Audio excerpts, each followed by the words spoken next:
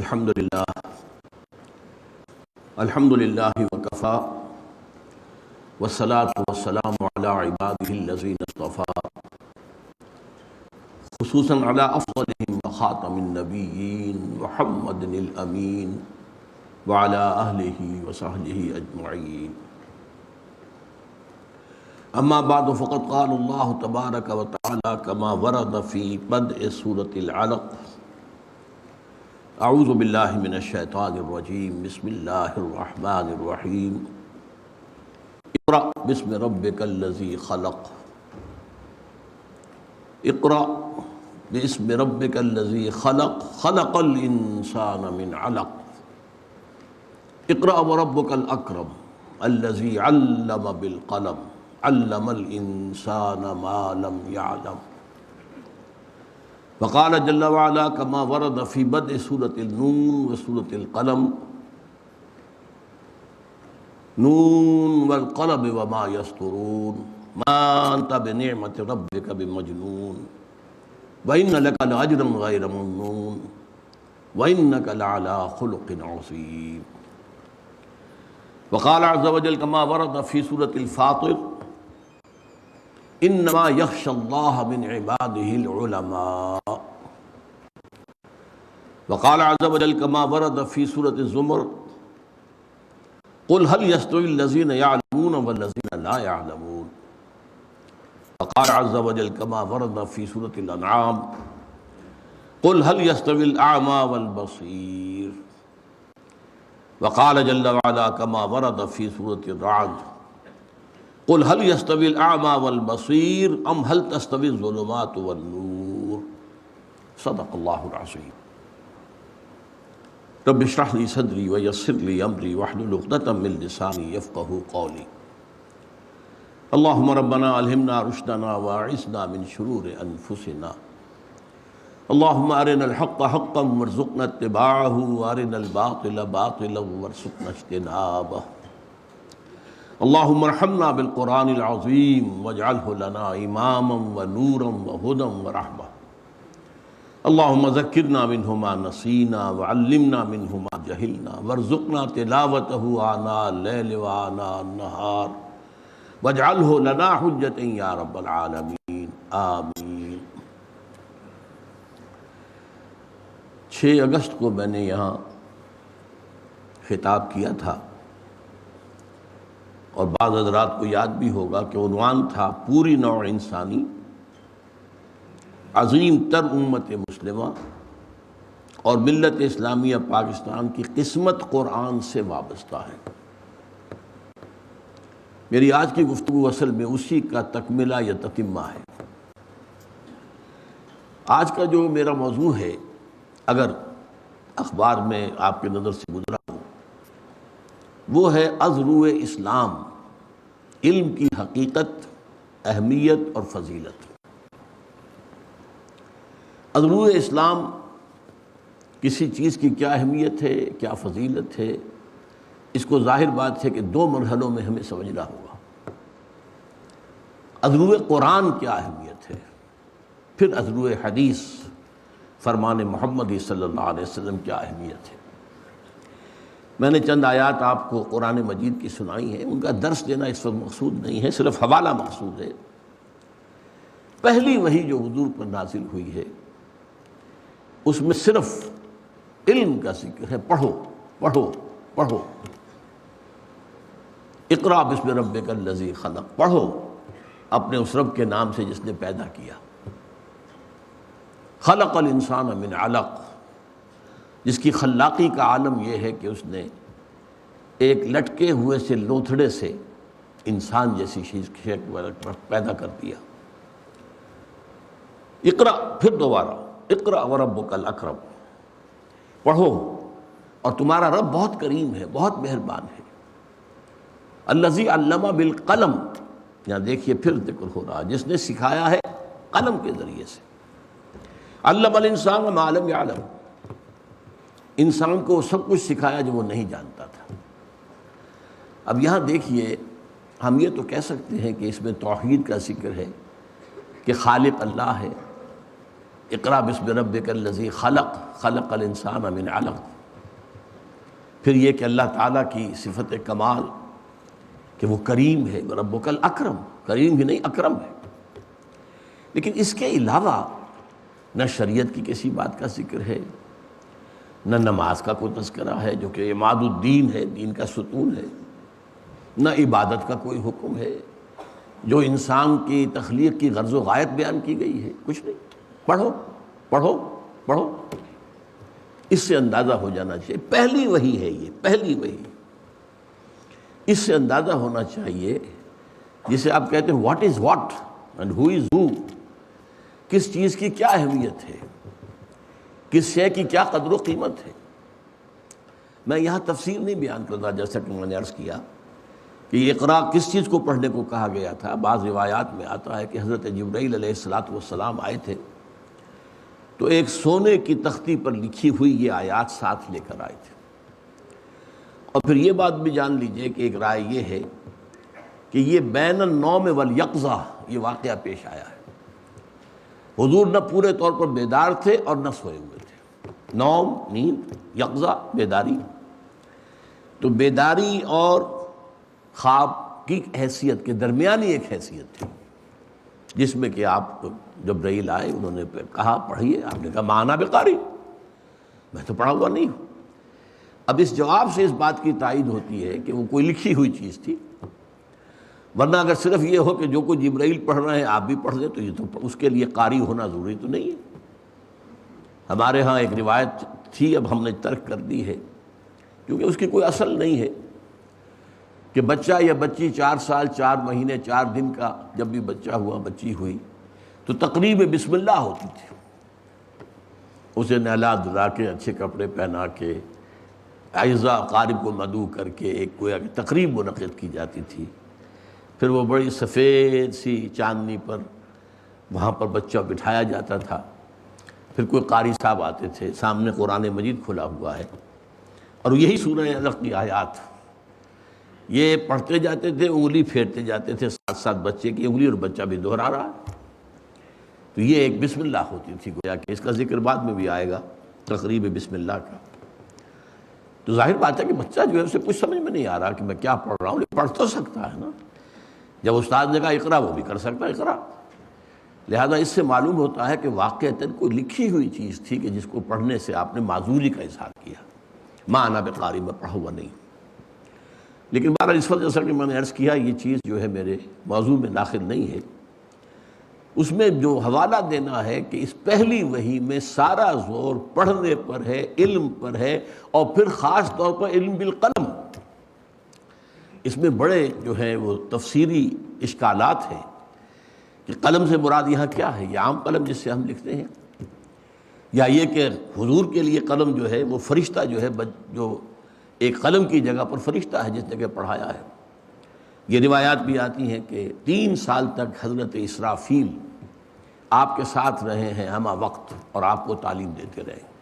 واللہ عالم، میں پھر عرض کر رہا ہوں کہ اس وقت نہ تفسیر مقصود ہے، نہ ان روایات کے بارے میں کوئی گفتگو کرنا چاہتا ہوں کہ ان میں کیا اہمیت ہے، کیا ان کے اندر کس قدر پختگی ہے۔ بہرحال اصل حوالہ کیا ہے، پہلی وحی اور ذکر پڑھنے کا، علم حاصل کرنے کا۔ علم الانسان ما لم یعلم، انسان کو سکھایا جو کچھ اسے معلوم نہیں تھا۔ اکثر و بیشتر حضرات کے نزدیک اور میرے نزدیک پورے جزم کے ساتھ کہہ رہا ہوں کہ دوسری وحی جو ہے وہ سورہ نون یا سورہ قلم کی ابتدائی آیات ہے۔ وہاں پھر دیکھیے نون والقلم وما یسطرون۔ اب یہ نون کا لفظ جو آیا ہے عربی زبان میں ویسے تو نون مچھلی کو بھی کہتے ہیں، نون دوات کو بھی کہتے ہیں۔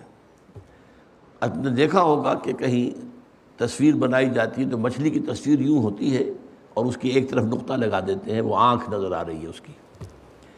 اور پھر یہ کہ دوات بھی اسی طرح سے ہوتی ہے کہ اس کے اندر سیاہی ہے، اس میں آپ قلم ڈبوتے ہیں اور لکھتے ہیں۔ تو نون والقلم وما یسطرون ما انت بنعمت ربک بمجنون، قسم ہے نون کی اور جو کچھ یہ لکھ رہے ہیں، یعنی انسانی علم جو ہے وہ قلم کے ذریعے سے آگے پھیلا ہے۔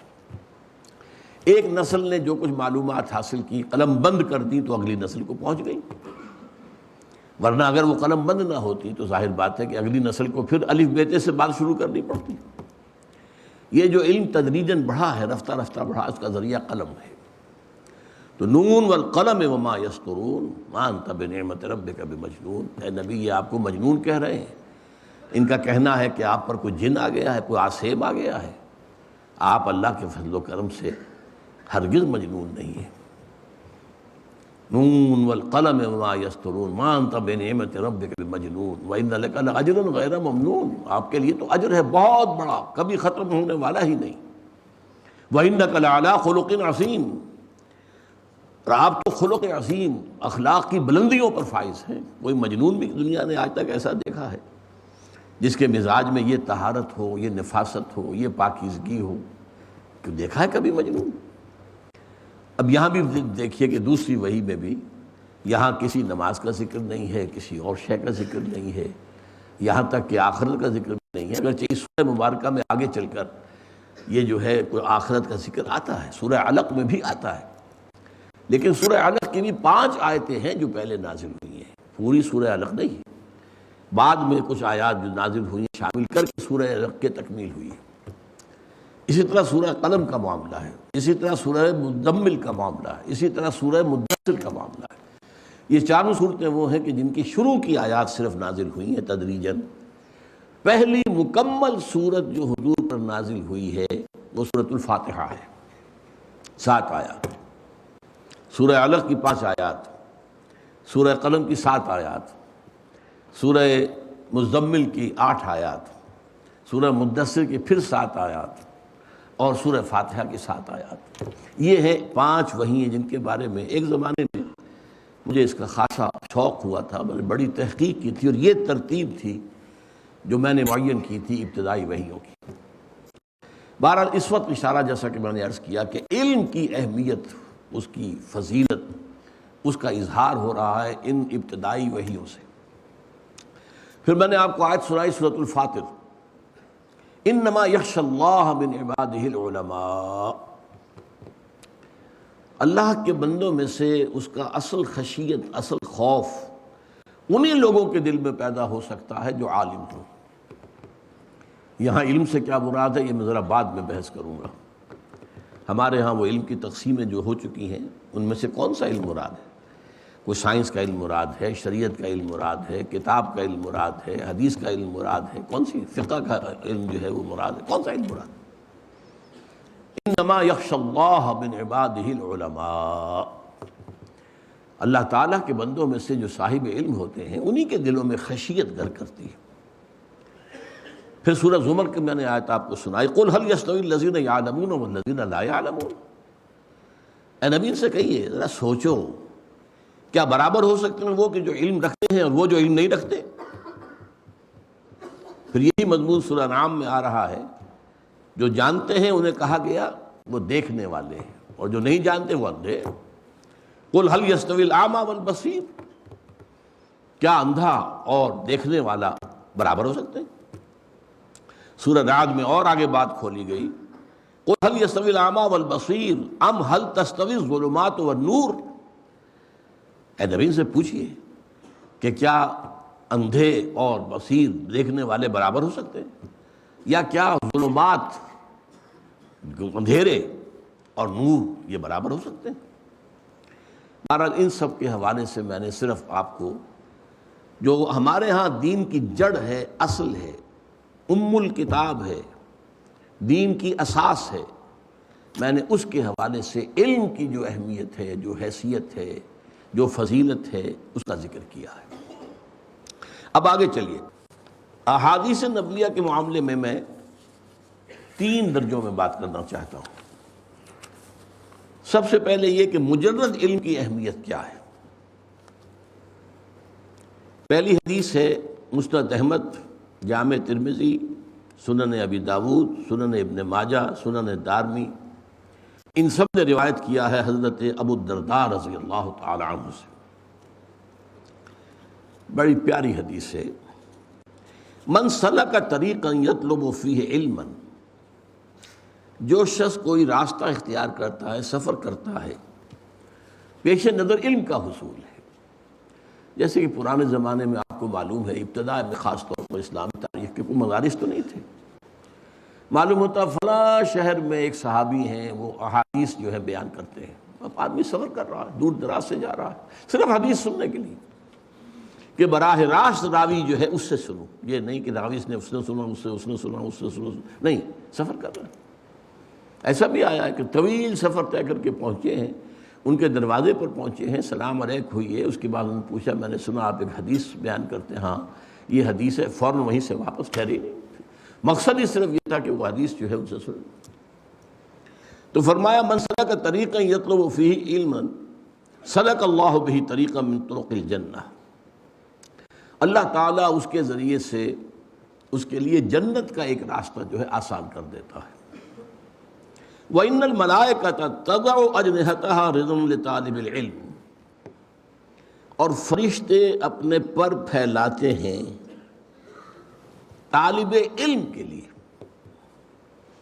ان کی تکریم، ان کے اعزاز، ان کے اکرام، اس کے لیے فرشتے اپنے، جیسے کہ کہا جاتا ہے وَاخْفِضْ جَنَاحَكَ لِلْمُؤْمِنِينَ، اہل ایمان کے لیے اپنے کندھوں کو جھکا کر رکھو، تواضع اختیار کرو.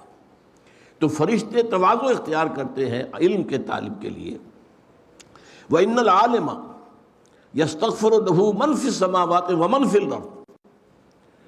اور جو بھی عالم اس کے لیے استغفار کرتے ہیں، وہ سب جو آسمانوں میں ہیں اور جو زمین میں ہیں. وَالْحِيتَانُ فِي جَوْفِ الْمَاءِ، یہاں تک کہ جو مچھلیاں ہیں پانی کے اندر.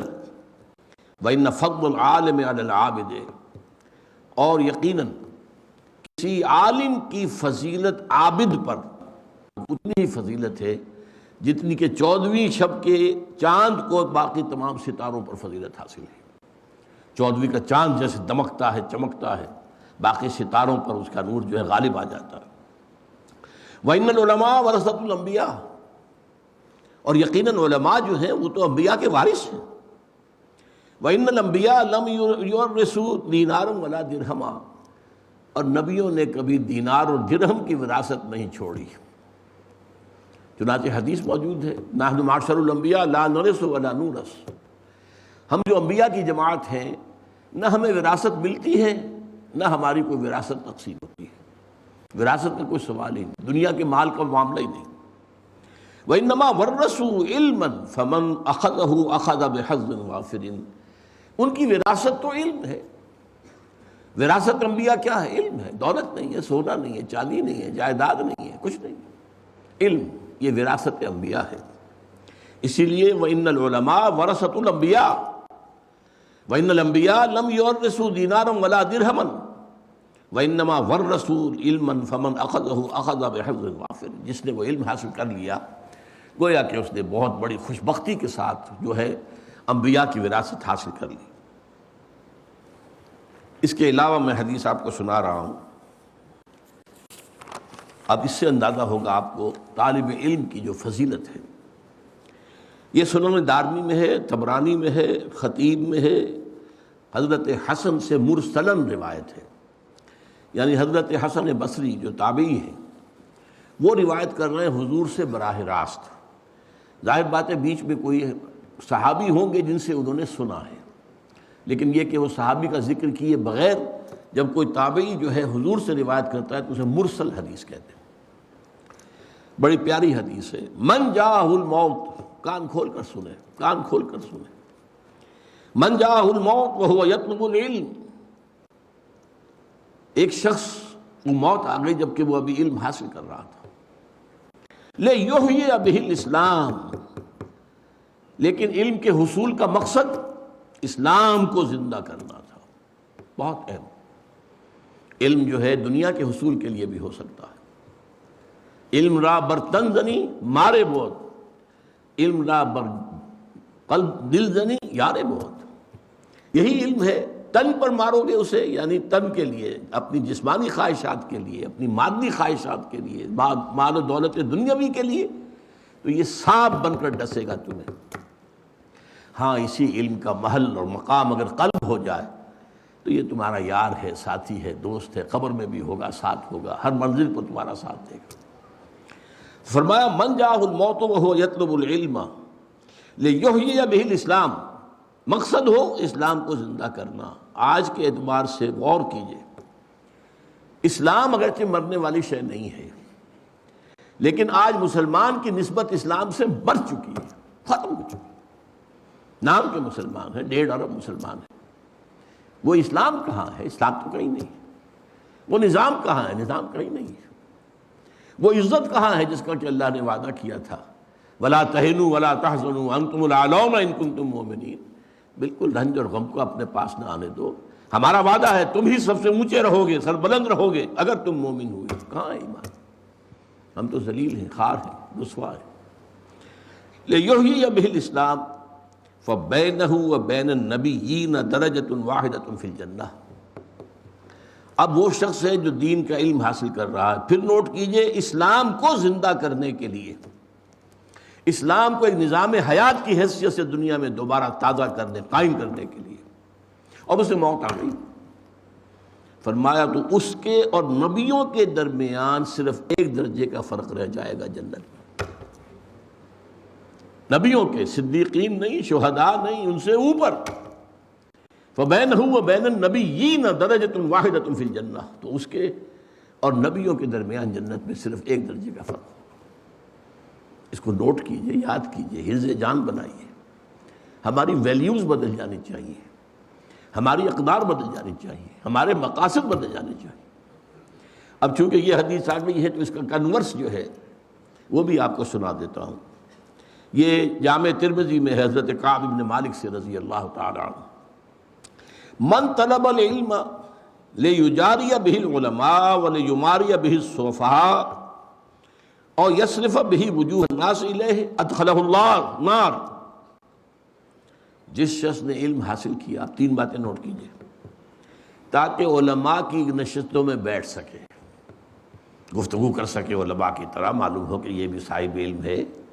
ظاہر بات ہے کہ علماء کی محفل میں تو آپ بار نہیں پا سکتے جب تک کہ ان کی اصطلاحات میں گفتگو نہ کر سکیں، ان کے انداز جو ہے وہ آپ بھی اختیار نہ کر سکیں۔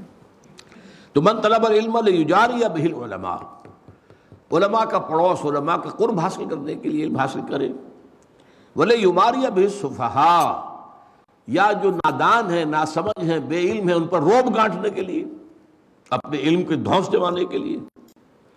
اور یصرف بہ وجوہ الناس الیہ، یا یہ کہ لوگوں کی توجہات کو اپنی طرف منعطف کرنے کے لیے، میرے گرویدہ ہو جائیں، میرے معتقد ہو جائیں، میری تعریف بیان کرتے رہیں۔ اگر ان تینوں میں سے کوئی بھی ایک مقصد ہے علم کے حصول کا، ادخلہ اللہ النار، اللہ اسے جہنم میں داخل کر کے رہے۔ یہ 3 حدیثیں میں نے آپ کو سنائی ہیں، مجرد علم کی اہمیت۔ اب میں 2 حدیثیں آپ کو سنا رہا ہوں جس میں ایک تقابل کیا گیا ہے۔ ہمارے ہاں عام جو مذہبی ذہن ہوتا ہے لوگوں کا، وہ کیا ہے، نیکی کا جذبہ بڑھا تو نوافل اور ادا کرنے شروع کر دیے، نوافل پر نوافل ہو رہے ہیں۔ اب جیسے کہ معلوم ہوتا ہے جب عمرے پر ہم جائیں تو عمروں کا جو ہے ہوکا پڑا ہوا لوگوں کو، ایک عمرہ ہو گیا، پھر جا رہے ہیں بھاگے ہوئے، تنعیم جا رہے ہیں، پھر احرام باندھا ہے، پھر عمرہ ہو رہا ہے، حالانکہ قطعاً ثابت نہیں، سوائے حضرت عائشہ رضی اللہ تعالی عنہ ام المومنین کہ وہ اپنے ایک نسوانی عذر کی وجہ سے بعض ارکان ادا نہیں کر سکی تھی، تو ان کے لیے حضور نے پھر بھیج دیا، جاؤ تنعیم سے۔ وہاں چونکہ جب فارغ ہو گئی وہ اپنی اس نسوانی جو بھی کیفیت تھی اس سے، تو پھر انہوں نے عمرہ کیا، ورنہ حضور نے حج کے بعد کوئی عمرہ نہیں کیا۔ بلکہ میں تو حیران ہوتا ہوں کہ حضور نے فتح مکہ کے بعد شاید ہی کوئی عمرہ کیا، حالانکہ اب تو آپ بادشاہ تھے۔ کہاں وہ معاملہ تھا، سن 6 میں عمرہ کرنے کے لیے گئے تھے اور احرام کھول دینا پڑا تھا اور واپس آنا پڑا تھا، پھر سن 7 میں عمرہ ہوا، اس کے بعد سن 8 میں مکہ فتح کر لیا، کوئی عمرہ ثابت نہیں۔ سن 9 میں آپ بادشاہ ہیں عرب کے، کوئی عمرہ نہیں۔ سن 10 میں آپ نے کیا۔ تو اس اعتبار سے ہماری ویلیوز بدل گئی ہیں، نیکی کا جذبہ پیدا ہوا، بس یہ کر دو۔ بچوں کو نازلہ قرآن پڑھانے کے لیے کوئی مدرسہ کھول دو، قاری صاحب کو لا کے بٹھا دو، پڑھائیں، نیکی کا جذبہ ہے، نیکی کا کام۔ تو عبادات کا خاص طور پر جو ہے عبادات کے اندر اضافہ اضافہ اضافہ، یہ ہے ہمارا عام تصور نیکی۔ اس کے برعکس حدیث کیا فرما رہی ہے؟ یہ ترمذی کی روایت ہے حضرت امامہ باہلی سے رضی اللہ تعالی عنہ، فضل العالم علی العابد کفضلی علی ادناکم، ایک صاحب علم انسان کی فضیلت کسی عبادت گزار پر اتنی ہی ہے جتنی میری فضیلت ہے تم میں سے کسی کم انسان ہے۔ ادناکم صحابہ میں سب سے کم، اور حضور صلی اللہ علیہ وسلم کیا نسبت ہوگی؟ فضل العالم علی العابد کفضلی علی ادناکم وَإِنَّ اللَّهَ وَمَلَائِكَتَهُ وَأَهْلُ السَّمَاوَاتِ وَالْأَرْضِ، اور یقینا اللہ بھی اور اس کے فرشتے بھی اور آسمانوں والے بھی اور زمین والے بھی، حتی النملۃ فی جوہرہا، یہاں تک کہ چیونٹی جو اپنے بل میں ہے، وحتی الحوت، یہاں تک کہ مچھلی، لَيُصَلُّونَ عَلَى مُعَلِّمِ النَّاسِ الْخَيْرِ، وہ درود بھیجتے رہتے ہیں، دعائیں کرتے رہتے ہیں اس شخص کے حق میں جو لوگوں کو خیر کی تعلیم دے۔ یہاں لفظ خیر بہت نوٹ کرنے کے قابل ہے، یہ میں بعد میں ذرا اور تفصیل سے عرض کروں گا۔ خیر، بھلائی، نیکی، اس خیر کی تعلیم دینا۔ اسی طرح ایک اور حدیث ہے، یہ بھی حضرت حسن سے ہے مرسلم، سئل رسول اللہ صلی اللہ علیہ وسلم عن رجلین کانا فی بنی اسرائیل، نبی اکرم صلی اللہ علیہ وسلم سے دو اشخاص کے بارے میں سوال کیا گیا جو بنی اسرائیل میں سے گزرے تھے۔ احدہما کان عالما یصلی المکتوبۃ ثم یجلس فیعلم الناس الخیر، ان میں سے ایک تو وہ تھا جو عالم تھا، وہ صرف فرض نماز پڑھتا تھا، کوئی نوافل نہیں، صرف فرض، اور پھر بیٹھ جاتا تھا لوگوں کو خیر کی تعلیم دینے کے لیے۔ والآخر، اور دوسرا، یصوم النہار ویقوم اللیل، روزانہ روزہ رکھتا تھا، پوری رات کھڑا رہتا تھا۔ ایہما افضل، حضور ان میں سے افضل کون سا ہے؟ سوال سمجھ لیا آپ؟ دو اشخاص ہیں، ایک صرف فرض نماز ادا کر رہا، میں عبادت کے اعتبار سے عبادت اور علم اور تعلیم اور تعلم، ان کے مابین کیا نسبت ہے، کیا ریشو پروپورشن ہے، اس کی میں آپ کے لیے حدیثیں سنا رہا ہوں کہ دو آدمیوں کے بارے میں پوچھا گیا، ایک وہ تھا جو صرف فرض نماز پڑھتا تھا اور اس کے بعد بیٹھ جاتا تھا لوگوں کو خیر کی تعلیم دینے کے لیے، اور دوسرا وہ تھا روزانہ روزہ رکھتا تھا اور پوری رات کھڑا رہتا تھا عبادت میں۔ ایہما افضل، ان دونوں میں سے افضل کون ہے؟ قال رسول اللہ صلی اللہ علیہ وسلم فضل هذا العالم الذي يصلي المكتوبة ثم يجلس فيعلم الناس الخير على العابد الذي يصوم النهار ويصلي الليل كفضلي على ادناكم، اس شخص کی فضیلت جو صرف فرض نماز پڑھتا ہے اور باقی سارا وقت جو ہے وہ لوگوں کو خیر کی تعلیم دینے میں گزارتا ہے، بسر کرتا ہے، اس شخص پر جو روزانہ روزہ رکھتا ہے اور روزانہ رات کو کھڑا رہتا ہے پوری رات، اس پہلے شخص کی فضیلت اس دوسرے پر اتنی ہے جتنی میری فضیلت ہے تم میں سے ادنا پر، تم میں سب سے کم تر پر۔ یہ ہے ریشو پروپورشن۔ ہمارے ذہنوں سے چیزیں نکل گئی ہیں، اہمیت ہی نہیں ہے، خرچ کیا جا رہا ہے، حج کیے جا رہے ہیں، عمرے کیے جا رہے ہیں، لیکن یہ کہ دین کا علم آس پاس بھی نہیں، نہ خود نہ اپنی اولاد کو سوچا بھی نہیں، غور و فکر ہی نہیں کیے، اور علم حاصل بھی کیا ہے تو ٹیکنالوجی کا علم حاصل کیا، صرف نیچرل سائنسز کا علم حاصل کیا ہے، ٹیکنالوجی کا علم حاصل کیا ہے، جس کا کہ علم دین سے کچھ طرح سے سروکار ہی نہیں۔ اب یہ ایک حدیث اور سن لیجئے،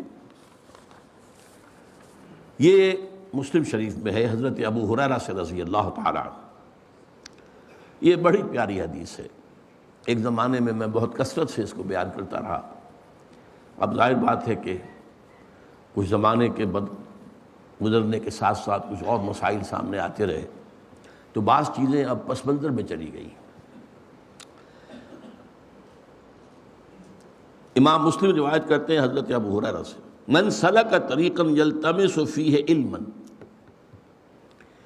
جو شخص کوئی راستہ اختیار کرتا ہے، سفر اختیار کرتا ہے جس میں علم کا حصول پیش نظر ہے، سہل اللہ بہ طریقا الی الجنہ، اس سفر کے ذریعے سے اللہ تعالیٰ اس کے لیے جنت کا ایک راستہ آسان کر دیتا ہے۔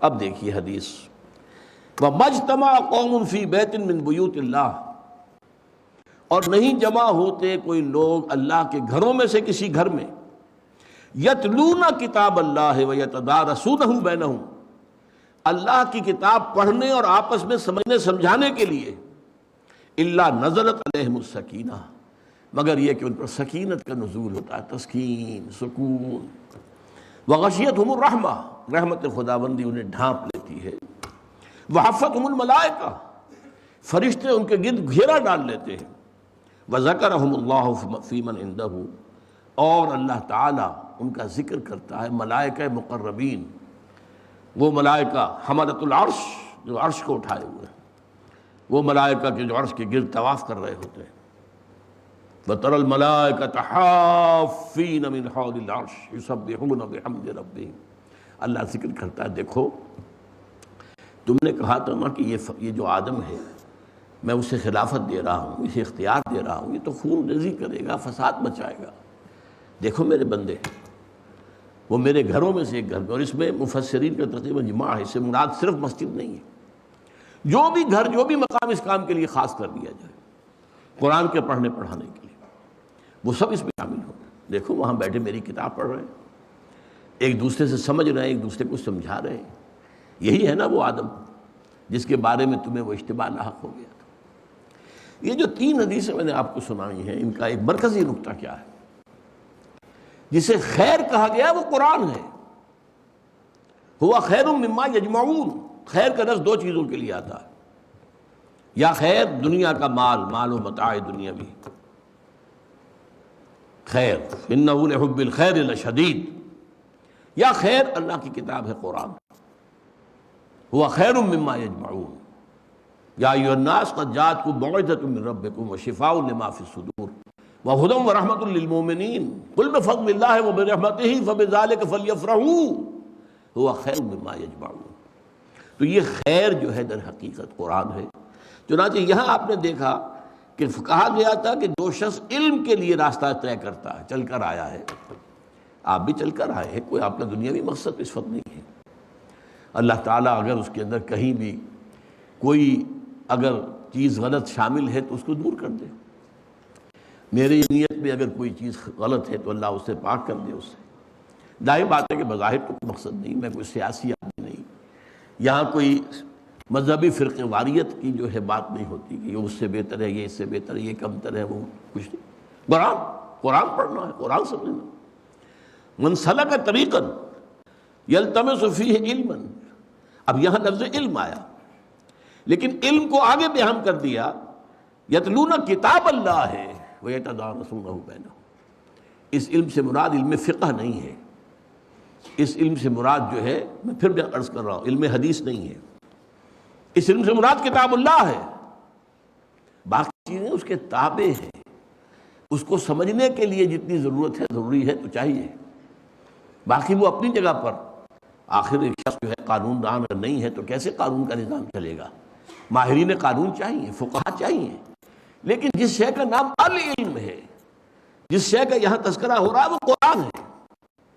اس اعتبار سے ایک اور حدیث کے اندر الفاظ آئے ہیں تفقہ، یہ متفق علیہ روایت ہے، یعنی بخاری اور مسلم دونوں میں، اور اس کے راوی ہیں امیر معاویہ رضی اللہ تعالی عنہ۔ حضور نے فرمایا من یرید اللہ بہ خیرا یفقہہ فی الدین وانا قاسم واللہ یعطی۔ حضور نے فرمایا کہ اللہ تعالیٰ جس شخص کے ساتھ خیر کا ارادہ کرتا ہے اسے دین کا فہم عطا کر دیتا ہے۔ جو نوٹ کر لیجیے، علم اور فہم میں بڑا فرق ہے۔ علم معلومات کے ذخیرے کو کہتے ہیں، فہم اس کی حقیقت تک رسائی اس کو کہتے ہیں، بڑا فرق ہے۔ علم و فہم ہم بول دیتے ہیں جوڑ کر، لیکن یہ ڈائمنشن علیحدہ ہے۔ ایک شخص بہت بڑا عالم ہے، اس کے پاس معلومات کا ذخیرہ بہت بڑا، عالم ہے، بہت بڑا خزانہ ہے، لیکن اتلا ہے، سطحی ہے۔ ایک وہ ہے کہ جس کے گہرائی ہے، قرآن میں ہو غوطہ زن اے مرد مسلمان۔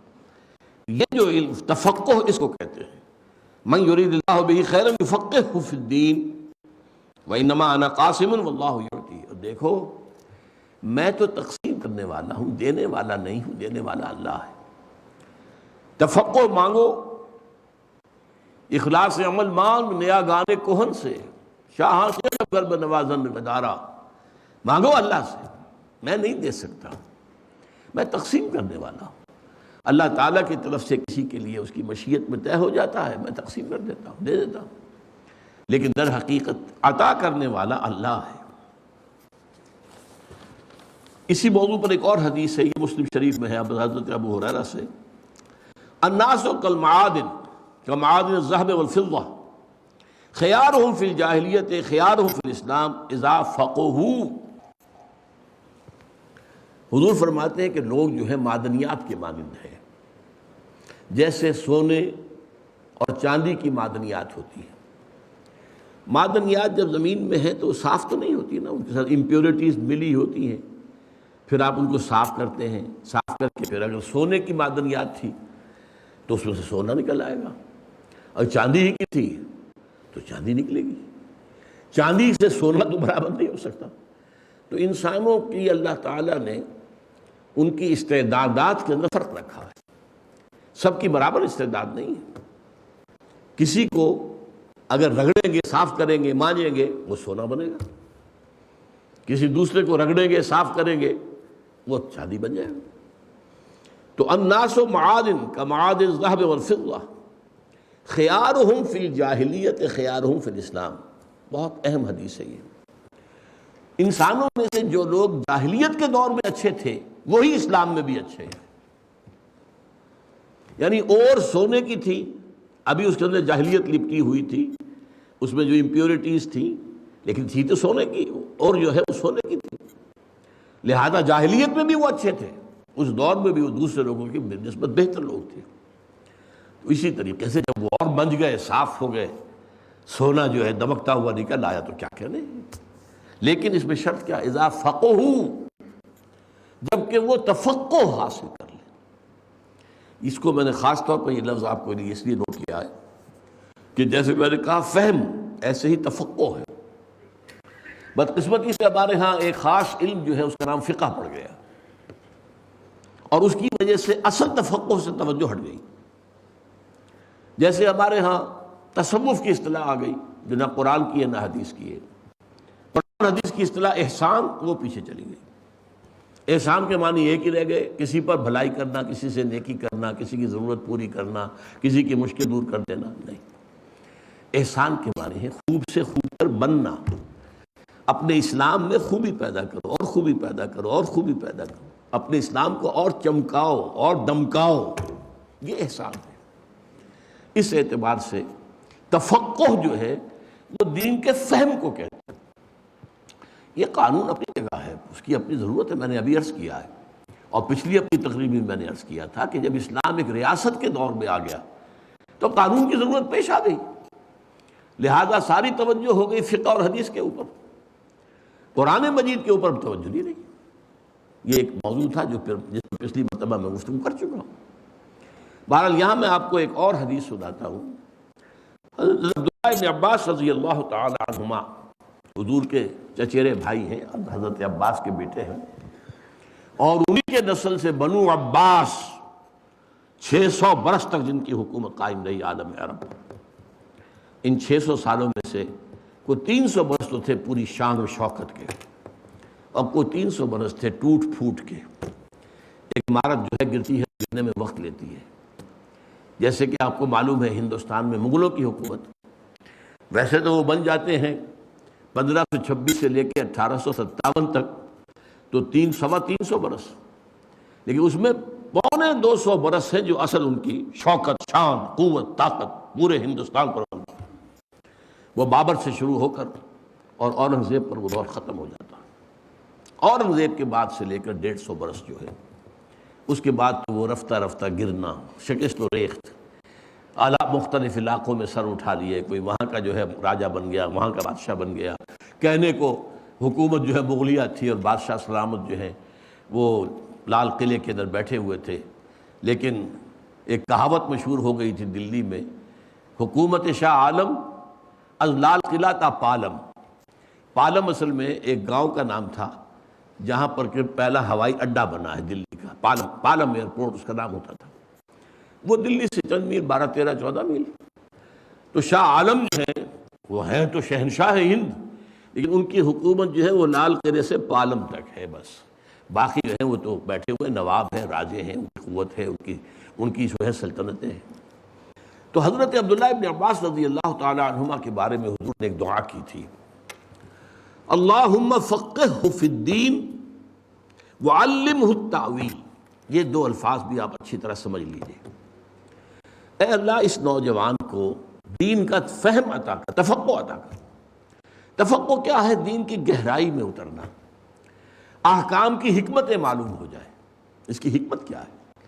مختلف احکام کے درمیان حکیمانہ ربط کیا ہے، تعلق کیا ہے، ان میں سے اہم شے کیا ہے، کم تر اہم کیا ہے، یہ ساری کیفیات جو ہیں یہ تفقہ ہے۔ ورنہ ہوتا کیا ہے، وہی جو حضرت مسیح نے فرمایا تھا یہودی علماء کے بارے میں کہ تم مچھر چھانتے رہتے ہو اور سموچے اونٹ نکل جاتے ہو۔ ہمارے ہاں کیا ہوگا، پائچہ جو ہے وہ ٹخنے سے اوپر ہوگا، چاہے سودی کاروبار میں ملوث ہے، سارا اپنا وجود، وہ حرام خوری کی انتہا ہو رہی ہے، لیکن پائچہ اونچا ہے، یہ مچھر چھان رہے ہیں اور سموچے اونٹ نکل رہے ہیں۔ یہی معاملہ ہو جاتا ہے جب کسی بھی مذہبی طبقے کے اندر زوال آتا ہے، تفقہ نہیں رہتا۔ اسی پر پھپتی چستی ہے اصل میں مولانا روم نے، ماز قرآن مغزہ برداشتیں استخن پیش سگاں انداختیں۔ اگرچہ اس کا دوسرا مصرع مجھے پسند نہیں ہے، کاش کہ مولانا یہ نہ کہتے۔ ہمیں معلوم ہے کہ تاریخ اسلام کے دوران یہ دو طبقے جو تھے صاحب علم یا جو بھی لوگ تھے جن کی حیثیت ہوتی تھی دینی اعتبار سے، ایک فقہا، مفتی حضرات، مفتی قاضی، یہ فقہا میں سے ہوتے تھے، ایک صوفیہ جو تزکیہ نفس، اللہ کی محبت، دنیا سے کی محبت کو دل سے نکالنا۔ اب یہ دونوں کے درمیان چشمک رہتی تھی، یہ ان پر فقرے چوس کرتے تھے، یہ ان پر فقرے چوس کرتے تھے۔ یہ کیا ہے، یہ لوگ پڑے ہوئے ہیں، یہ تو صرف جو ہے وہ یہ استنجے کے ڈھیلے گنتے رہتے ہیں، کتنے ڈھیلوں سے استنجا پورا ہو جاتا ہے۔ وہ کہتے ہیں یہ اپنے خیال میں اللہ کی محبت میں انہیں الف کا نام بے تو آتی نہیں، فقہ کے فلاں مسئلہ تو معلوم نہیں۔ تو بہرحال تفقہ جو ہے وہ ہے دین کا گہرا فہم۔ اور تعویل کسے کہتے ہیں؟ تعویل کے مقابلے میں لفظ آتا ہے تفسیر۔ تفسیر کیا ہے؟ تفسیر ہوتا ہے انڈیویجول الفاظ کے حوالے سے غور و فکر، قرآن کا یہ لفظ کیا ہے، اس کا مادہ کیا ہے، پھر یہ کس باب میں آیا ہے، اس کے اندر کوئی تعلیل ہوئی ہے یا نہیں ہوئی ہے، تعلیل ہوئی ہے تو کیا ہوئی ہے، یہ جو نحوی جو اس کی جو کنسٹرکشن ہے اس میں کس جگہ پر ہے، یہ مبتدا ہے، خبر ہے، کیا ہے، یہ ساری بحث جو ہے یہ تفسیر میں ہوگی۔ ایک ہوتی ہے تعویل، کسی شے کے اصل مدعا اور مقصود تک پہنچنا۔ تو تفسیر ایک ذریعہ ہے، تفسیر مقصود نہیں ہے۔ مقصود تو یہ ہے کہ اس کلام کا جو اصل مدعا ہے، جو اصل موضوع ہے، جو اس کا حاصل ہے، جو اس کا گودا ہے، وہ حاصل کیا جائے۔ یہ ہے وہ بات جو کہی ہے مولانا روم نے کہ ماذ قرآن مغزہ برداشتیں استخاں پیش سگاں انداختیں۔ بس یہ دوسرا مصرع مجھے پسند نہیں ہے، لیکن کیا کروں، سنانا پڑتا ہے۔ بہرحال یہ چند باتیں ہیں جو میں نے آج آپ کے سامنے رکھی۔ البتہ ایک مغالطے کا ازالہ ضروری ہے۔ اللہ تعالیٰ کا ایک ہے فعل یا عمل، ایک ہے اس کا قول یا کلام، ان دونوں میں تضاد نہیں ہو سکتا۔ عام انسان کے بھی اگر قول و فعل میں تضاد ہو تو آپ اسے گھٹیا سمجھتے ہیں، لما تقولون ما لا تفعلون، کیوں کہتے ہو جو کرتے نہیں، کبر مقتا عند اللہ ان تقولون ما تفعلون، کیوں بہت بڑا گناہ ہے اللہ کے نزدیک، غضب میں اللہ کو لانے والی شے ہے کہ تم کہو جو کرتے نہیں۔ اب اللہ کا عمل کیا ہے؟ اس کائنات کی تخلیق، ابداع، اس کی تقدیر، اس کی تدبیر۔ سبح اسم ربک الاعلی الذی خلق فسوی والذی قدر فہدی۔ یہ اللہ کا عمل ہے، کون چلا رہا ہے؟ کس نے بنایا؟ یہ قوانین فطرت کس نے بنائے؟ یہ دن اور رات کا الٹ پھیر کون کر رہا ہے؟ یہ سب اللہ کا عمل ہے۔ ایک ہے اللہ کا قول اور کلام، وہ وحی کے ذریعے سے آتا رہا ہے۔ ان دونوں میں کوئی تضاد نہیں ہے۔ ہمارے ہاں اس وقت ذہن یہ بن چکا ہے یہ دینی علم، یہ دنیاوی علم، یہ دینی علم، یہ دنیاوی علم۔ کوئی تقسیم علم میں نہیں ہے، یہ بھی علم ہے وہ بھی علم ہے۔ اگرچہ حالات کے اعتبار سے اہمیت کے اندر فرق واقع ہو جائے گا، یہ میں بعد میں عرض کروں گا۔ ایک علم جو ہے یہ اصل میں ایکوائرڈ نالج کہلائے گا، اکتسابی علم، اس کائنات کا علم۔ یہ کائنات کیسے بنی ہے، اس کائنات میں کیا کیا ایلیمنٹس ہیں، وہ کیسے وجود میں آئے ہیں، اس کائنات میں حیات کہاں سے آئی ہے، کب سے آئی ہے، کس طور سے آئی ہے، پھر اس کا میں کوئی ارتقا ہوا تو کیسا ہوا، کس طرح ہوا، یہ مختلف فینومینا آف دی نیچر کیسے چل رہے ہیں، یہ سب اللہ کا عمل ہے، یہ اللہ کا فعل ہے، اللہ کر رہا ہے نا، فاعل کون ہے؟ اللہ ہے۔ اس کا مطالعہ کرنا یہ کوئی غیر اسلامی فعل نہیں ہو سکتا۔ یہ ہمارے دماغوں میں بات بٹھا دی گئی ہے اور غلطی سے، خاص طور پر انگریز کے یہاں آنے کے بعد سے یہ غلطی بڑھتی چلی گئی۔ اس کا ایک خاص سبب ہے۔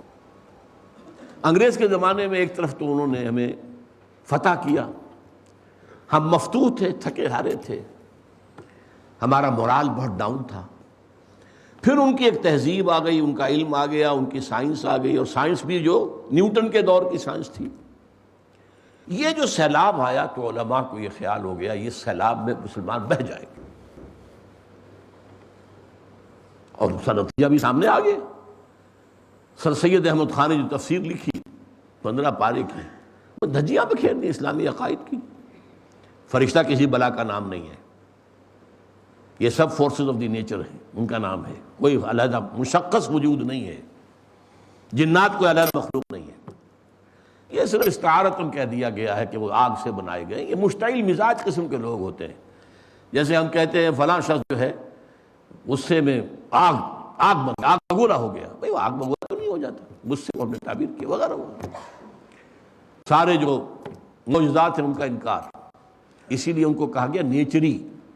یہ جو نیچر ہے یہ سب اس کے فینومینا ہے، ان میں کوئی شے جو ہے بریک آف نیچر نہیں ہے۔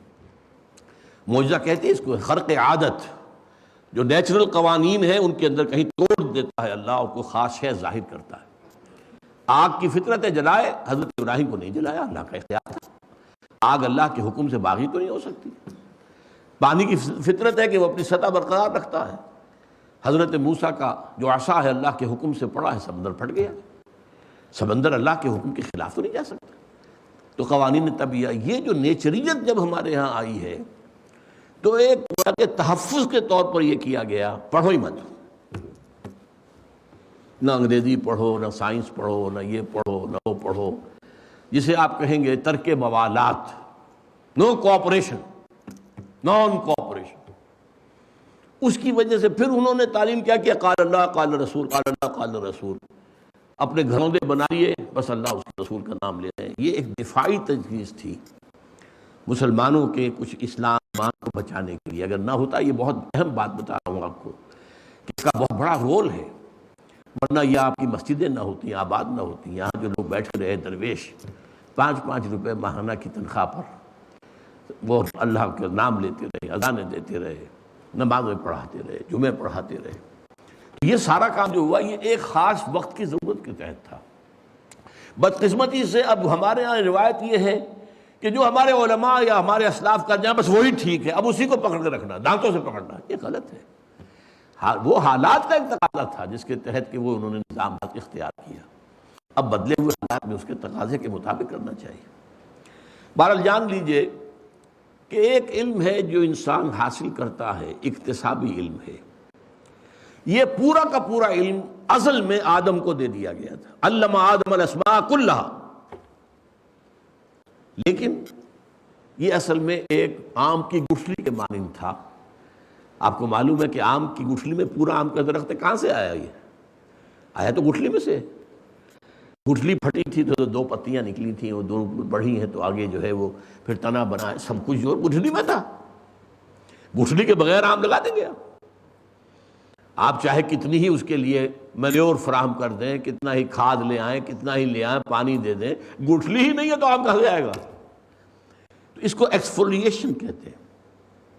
بعض اوقات ٹیلی ویژن وغیرہ پہ کچھ اچھے مناظر دکھائے جاتے ہیں، ایک جو کلی ہے وہ کھلی ہے، وہ جب کھلتی ہوئی ہے عجیب ایک منظر ہوتا ہے فطرت کا، آدمی دیکھے وہ چیز جو بند تھی وہ کھل کر آ رہی، جو نکھار اس پر آتا ہے، جو اس پہ حسن پیدا ہوتا ہے۔ تو یہ علم جو ہے، علم اسماء جو حضرت آدم کو دے دیا گیا تھا، پھر یہ رفتہ رفتہ رفتہ رفتہ رفتہ رفتہ رفتہ کھلا ہے، اور اس کو انسان نے پھر اکتساب کیا ہے، اس کو حاصل کیا ہے۔ کیا مراد ہے؟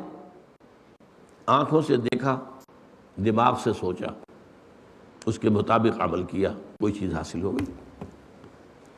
کسی شخص نے دیکھا ہوگا، ہمارے 10,000 15,000 سال پہلے کوئی ہمارے بزرگوں میں سے ہوں گے، اس وقت تک ابھی انرجی کی کوئی شکل انسان کو معلوم نہیں تھی، کوئی انرجی۔ انہوں نے دیکھا کہ چٹان اوپر سے گری، نیچے بھی پتھر تھا، ٹکرائیں آپس میں تو آنکھ کا شعلہ برآمد ہوا۔ ابھی آنکھ نے دیکھا، دماغ نے کام کیا، یہ کیا ہے، کچھ ہے اس میں۔ اس نے دیکھے دو پتھر، انہیں ٹکرایا، وہاں شعلہ نکل آیا، واہ، آگ ایجاد ہو گئی۔ فرسٹ فارم آف انرجی، آگ ایجاد۔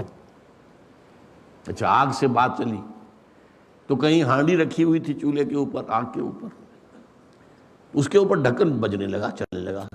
ارے یہ کہاں سے، کون جن ہے، عفریت ہے، کیا ہے، کون ہلا رہا؟ بعد معلوم ہوا رہی ہے یہ اصل میں سٹیم کی پاور ہے، یہ بھاپ کی قوت ہے۔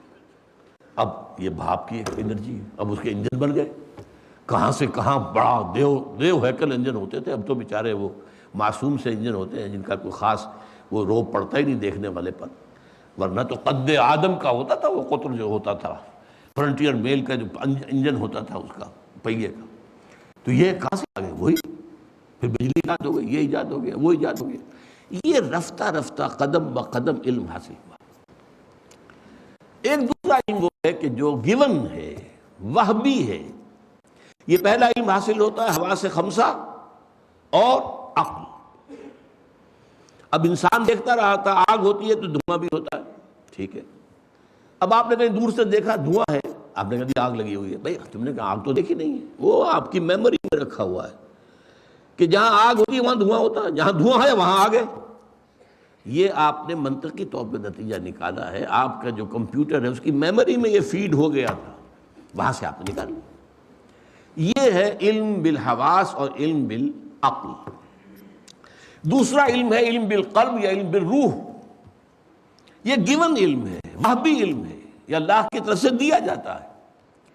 پہلا علم بھی تدریجاً ترقی کرتے کرتے کرتے کرتے اور ابھی تک ترقی کر رہا ہے، یہاں تک کہ آج وہ علم جو ہے پچھلے 200-250 برس میں تو ایک طوفان کے مانند جو ہے ایک ایکسپلوژن ہے۔ جیسے کہتے ہیں بگ بینگ، اس سے کائنات شروع ہوئی، یہ علم کا بگ بینگ ہے جو ہوا ہے۔ ٹیکنالوجی کہاں سے کہاں پہنچ گئی ہے، انسان کہاں سے کہاں پہنچ گیا ہے۔ عروج آدم خاکی سے انجم سہے جاتے ہیں کہ یہ ٹوٹا ہوا تارا مہ کامل نہ بن جائے۔ اسی طریقے سے وہ جو علم تھا جو قلب کو دیا گیا، اس کا نام وحی ہے، یہ بھی ترقی کرتا رہا۔ جیسے جیسے انسان کے ذہن نے ترقی کی، انسان کی عمرانی جو ہے ارتقا ہوا، ایسے ایسے اللہ تعالیٰ کی طرف سے وحی بھی آتی رہی۔ فَإِمَّا يَأْتِيَنَّكُم مِّنِّي هُدًى فَمَن تَبِعَ هُدَايَ فَلَا خَوْفٌ عَلَيْهِمْ وَلَا هُمْ يَحْزَنُونَ۔ یہ دو علم ہیں جو انسان کے پاس ہیں، دونوں علم مذہبی ہیں، دونوں دینی ہیں، دونوں اسلامی ہیں۔ یہ کائنات کسی اور کی بنائی ہوئی نہیں ہے، کسی شیطان کی بنائی ہوئی تو نہیں ہے، اللہ کی بنائی ہوئی ہے۔ ایجاد و ابداع عالم، خلق، تدبیر، یہ سب کون کر رہا ہے؟ یدبر الامر من السماء الى الارض ثم یعرج الیہ فی یوم کان مقدارہ الف سنۃ مما تعدون. کون ہے یہ اللہ ہے. یہ اللہ کا فعل ہے. اس کا مطالعہ کرنا، اس کو سمجھنا، اس میں جو قوانین مخفی ہیں ان کو اجاگر کرنا، ان میں جو سوئی ہوئی قوتیں ہیں انہیں بیدار کرنا، سوئی ہوئی قوتیں، اور اس کے اندر سے اس کو پھر کام میں لانا.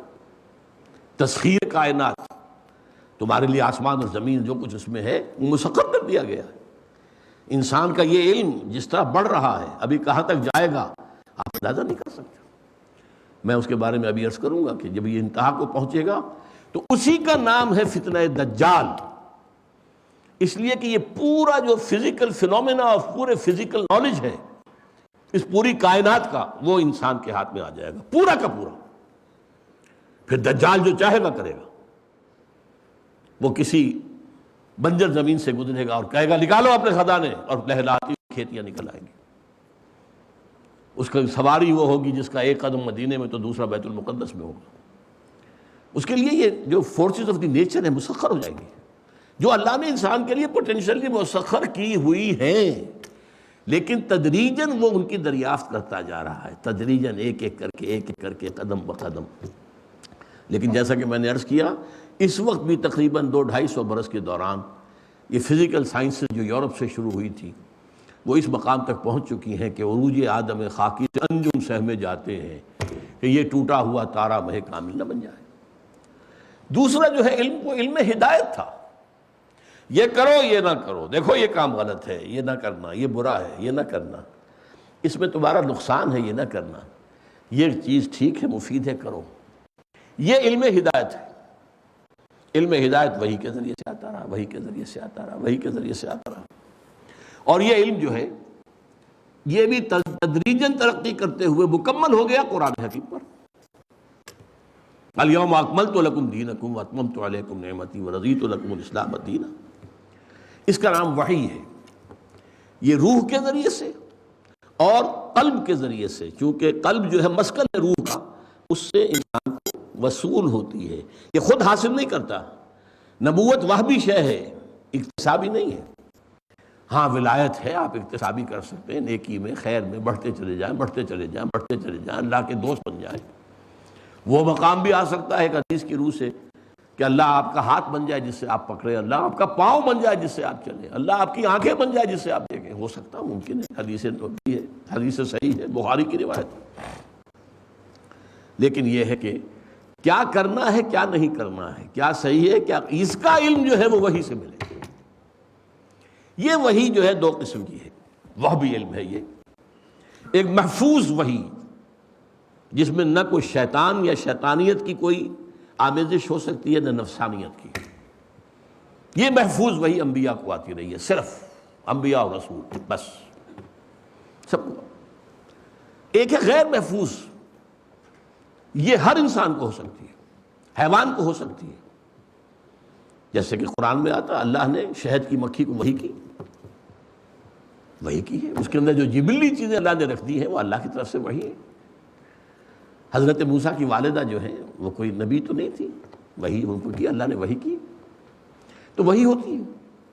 حواریین کے بارے میں کہا گیا ہم نے وحی کی ان کو کہ ہمارے نبی حضرت عیسیٰ علیہ السلام کا ساتھ دو. تو وحی کسی کو بھی ہو سکتی ہے. یہ وحی جو ہے اس کو ہم کہتے ہیں وحی خفی. وحی خفی کی مختلف شکلیں ہیں جن کو اب ہم آج کل لوگ جو ہیں ان کا ذکر کرنے سے بھی شرماتے ہیں. یہ کیا باتیں کر رہے ہیں یہ سائنس کی دنیا میں، اور اتنی غیر سائنسی باتیں کر رہے ہیں. رویائے صادقہ، سچا خواب. آپ نے ایک واقعہ دیکھا ہے آج خواب میں، 2-3 دن کے بعد توں کا توں وہ واقعہ ظاہر ہو گیا. ہاؤ کم، کیسے ہوا ہے؟ اس کو حدیث میں کہا گیا رویائے صالحہ یا رویائے صادقہ، سچا خواب. اور کہا گیا یہ 60واں حصہ ہے نبوت کا یا 46واں حصہ ہے نبوت. کشف، آپ بیٹھے یہاں ہیں اور دیکھ رہے ہیں شام کا جو محاذ جنگ ہے، حضرت عمر خطبہ دے رہے ہیں مسجد نبوی میں اور شام کا محاذ جنگ سامنے آ گیا، دیکھ لیا ہے. آج آپ ٹی وی کی مدد سے دیکھ سکتے ہیں، وہاں ٹی وی نہیں تھی بس، اور کیا بات تھی. باقی تو ساری جو ہے فزیکل فورسز تو موجود تھی. آج وہ جو ویوز آتی ہیں جن چیزوں پر سوار ہو کر آتی ہیں وہ چیزوں تو فضا میں پہلے سے موجود تھی. اب ہم نے ذرا کچھ یاد کرنی ہے چیزیں جن سے کہ ہم ان ویوز کو کنٹرول کر لیتے ہیں، باقی ویوز ہم پیدا تو نہیں کر سکتے۔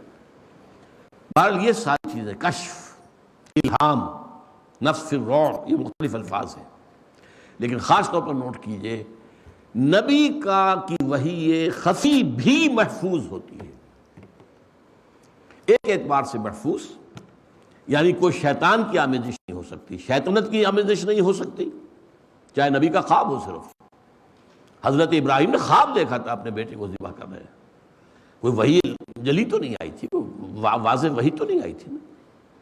حضور نے خواب دیکھا تھا کہ میں عمرہ کر رہا ہوں، کوئی وحی جلی تو نہیں تھی، لیکن نبی کی وحی خفی جو ہے وہ بھی محفوظ ہوتی ہے، شیطان کی آمیزش ہو سکتی ہے اور نہ ہی اس میں نفس کی آمیزش ہو سکتی ہے۔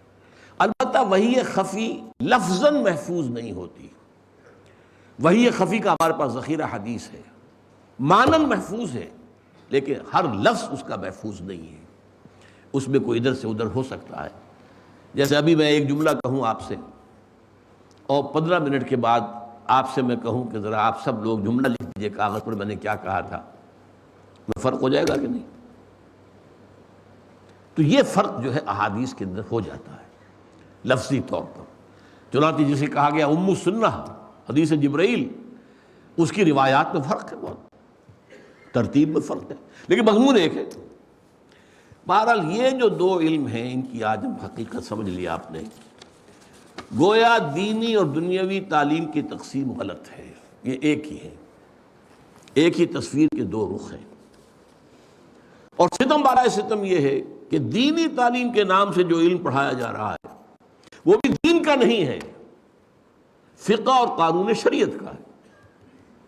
فقہ اور قانون شریعت اپنی جگہ ایک اہم شے ہے، ضرورت شے ہے، دین کا تفقہ، وہ خیر جس کو کہا گیا یعلم الناس خیر، وہ قرآن ہے، تفقہ فی الدین قرآن کے ذریعے سے ہے، یہ خیر، یہ اس کی بجائے ساری توجہ جو میں نے عرض کیا آپ سے، وہ دینی نظام جو بنایا کس لیے گیا تھا جب مسلمانوں کی حکومتیں ہوتی تھیں، چاہے وہ اسلامی حکومتیں نہیں تھیں لیکن قانون اسلامی رائج تھے، عدالتیں تھیں، قاضی تھے، مفتی تھے، تو قاضی اور مفتی کی ضرورت تھی، لہذا انہوں نے ایک ایسا نظام بنا دیا۔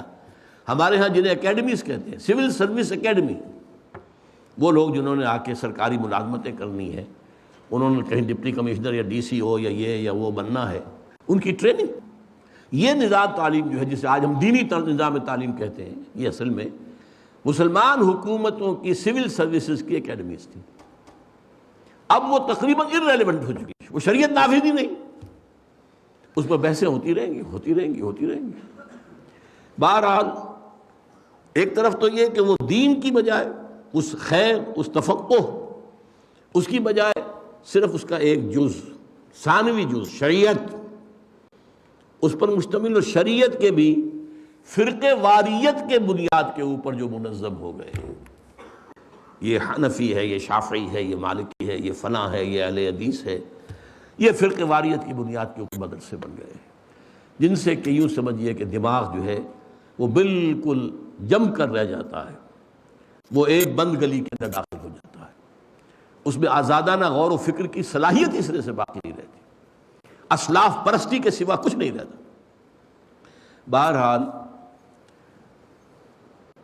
اصل اہمیت، اب میں نے کہا تھا کہ دونوں علم جو ہیں ان میں سے کوئی بھی خالص دنیاوی علم نہیں ہے، فزیکل سائنسز کا نالج، ٹیکنالوجی کا نالج، یہ اللہ کے عمل اور فعل کا علم ہے۔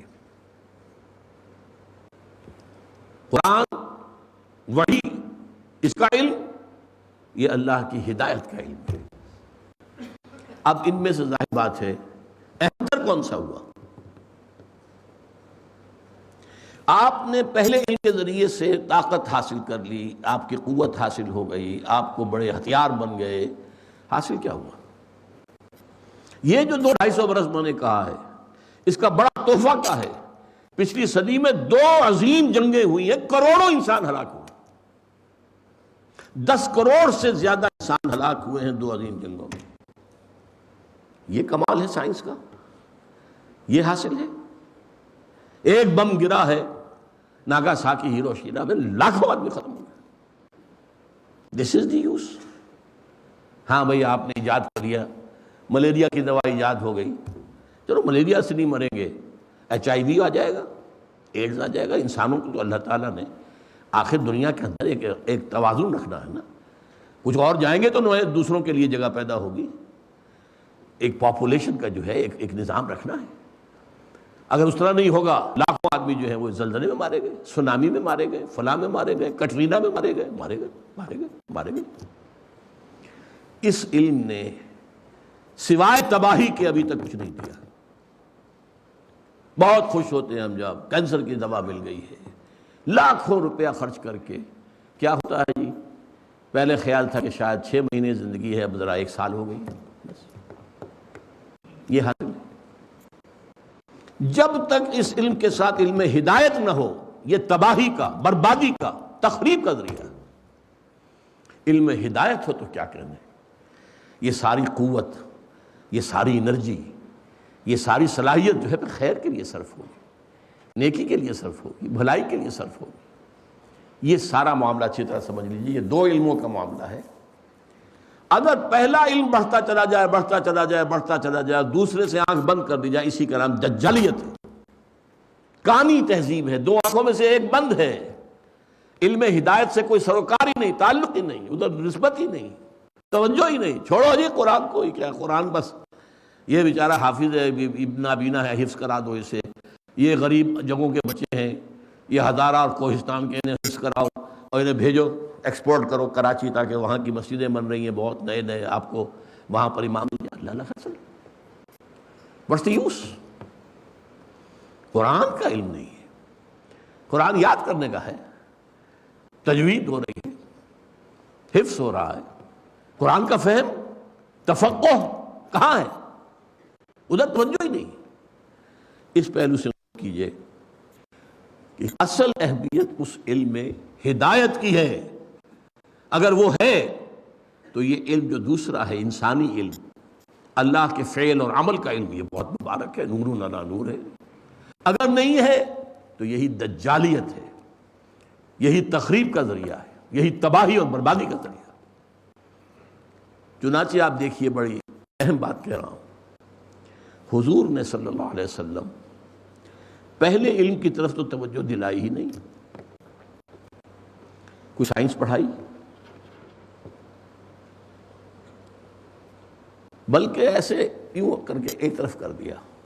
تعبیر نخل والی حدیث کیا ہے کہ مدینہ منورہ میں حضور کی آمد سے پہلے یہ کھجور کا ایسا درخت ہے کہ جو حیوانی کنگڈم جو ہے, اینیمل کنگڈم اور پلانٹ کنگڈم کے درمیان واقع ہوا. اس میں حیوان کی صفات بھی موجود ہیں, سیکسز ہیں علیحدہ علیحدہ. پھول جو ہے یہ مردانہ پھول ہے, یہ زنانہ پھول ہے. اچھا, ان دونوں کو اگر قریب لے آتے تھے تو پولینیشن ہوتی تھی زیادہ, بارآور ہو جاتے تھے پھول, اور فصل زیادہ ہوتی تھی کھجور کی.